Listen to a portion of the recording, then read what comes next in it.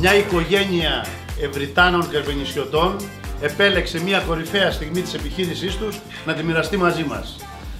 Είμαστε όλοι πολύ χαρούμενοι, ευχόμαστε τα καλύτερα, πάντα επιτυχίες και πραγματικά σε συγχαίρω και πιστεύω ότι η αφοσίωση στο στόχο, η σκληρή δουλειά είναι αυτή που φέρνει αποτέλεσμα.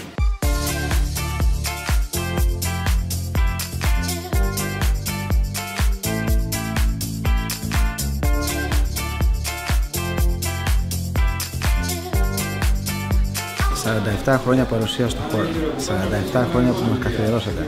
Ευχαριστούμε πάρα πολύ τον κόσμο και τη χαρά που μας έδωσε που ταξίδεψε από όλη την Ελλάδα για να μας τιμήσει με την παρουσία του. Ένα ευχαριστώ είναι πάρα πολύ μικρό σε αυτό όλο που μας πρόσφερε.